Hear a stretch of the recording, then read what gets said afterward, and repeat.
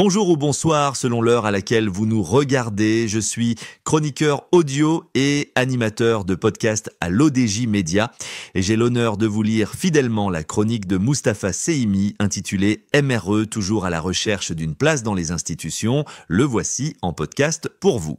L'auteur commence ainsi. Dans une quinzaine de jours va être lancée l'opération Maraba en faveur de quelques 3,8 millions de MRE qui vont rejoindre le royaume. Comme chaque année, le dispositif d'accueil est exceptionnel, mais il reste en instance la question de leur représentation institutionnelle, en particulier au Parlement. Pourtant, des orientations royales ont été données en la matière. Mustapha Seymi explique les blocages qui subsistent encore et l'auteur affirme que la question est loin d'être théorique. Présenté au dernier salon du livre et de l'édition à Rabat, le nouveau ouvrage d'Abdelkrim Belgendouz traite de cette problématique. Citoyens MRE, institution dédiée et gouvernance migratoire, avril 2025, 343 AP. Cela fait des décennies que cet universitaire est mobilisé sur la place et le rôle de cette communauté nationale forte de plus de 5,6 millions de personnes dans plus de 100 pays, dont pratiquement 85% en Europe. Quelle est leur place dans les institutions nationales? Il vaut de rappeler qu'il y a déjà 20 ans, dans son discours de commémoration de la Marche verte, le 6 novembre 2005, SM Leroy avait insisté sur l'importance de la participation des MRE à la vie politique nationale. L'auteur souligne que, dans cette ligne-là, il avait fait référence à leur représentation au sein des institutions élues, notamment le Parlement. La Constitution de 2011 avait ainsi consacré des avancées à ce sujet. L'article 16 précise ainsi que le Royaume du Maroc œuvre à la protection des droits et des intérêts légitimes des citoyennes et des citoyens résidant à l'étranger. Et l'article 17 ajoute que les MRE jouissent des droits de pleine citoyenneté, y compris le droit d'être électeurs et éligibles. Ils peuvent bien se porter candidats aux élections au niveau des listes et des circonscriptions électorales locales, régionales et nationales. La loi fixe les critères d'éligibilité et d'incompatibilité.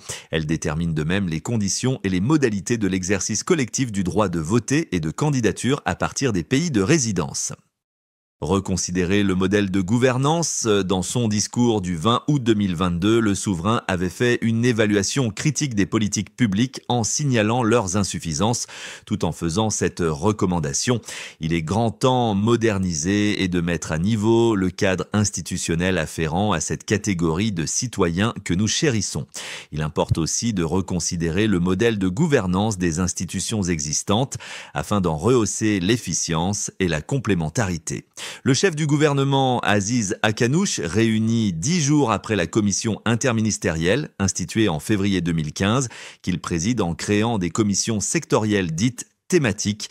Celles-ci se réunissent le 1er juin 2023 pour présenter et discuter des bilans de leurs travaux, promotion des investissements des MRE, mobilisation des compétences, amélioration des services et prestations administratives, renforcement du sentiment identitaire, promotion de la culture et des référentiels pédagogiques et religieux, réhabilitation et modernisation du cadre institutionnel. L'auteur rappelle que le 6 novembre 2024, le roi est revenu avec force sur le sujet. Le 6 novembre 2024, le roi revient de nouveau sur l'ensemble de cette problématique en soulignant que les MRE se distinguent à l'étranger par leur patriotisme dans la mobilisation permanente de l'intégrité territoriale. Et d'ajouter qu'il a décidé d'opérer une nouvelle transformation dans le mode de gestion des affaires de la communauté marocaine à l'étranger. Les institutions en cause, CCME, et Fondation Hassan II pour les Marocains résidant à l'étranger seront mises à plat pour reconsidérer leur modèle de gouvernance afin d'en rehausser l'efficience et la complémentarité. L'auteur souligne ensuite que, malgré tout, les blocages restent profonds. Cela dit, quoi de neuf sous le ciel? Rien de bien nouveau. Le CCME continue à se gérer alors que tant de dysfonctionnements pèsent sur lui. Quant à la fondation, elle doit également être restructurée dans le cadre d'une gouvernance plus opératoire. Abdelkrim Belgendouz nous livre une analyse des politiques mises en œuvre.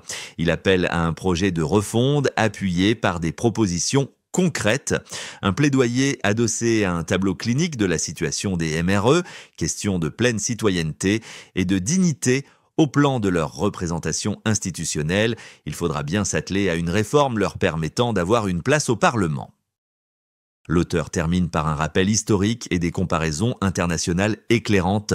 L'expérience de la législature de 1984 n'a été probante, tant s'en faut. Il reste à la reprendre en se basant notamment sur des expériences comparatives.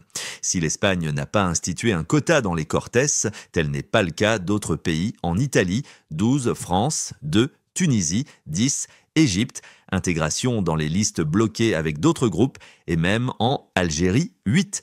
Nos partis entretiennent volontiers un discours réformateur dans ce domaine, mais quand ils dirigent l'exécutif ou qu'ils y participent, ils regardent ailleurs. Merci de nous avoir suivis jusqu'ici. Rendez-vous très bientôt pour une prochaine chronique sur l'ODJ Média.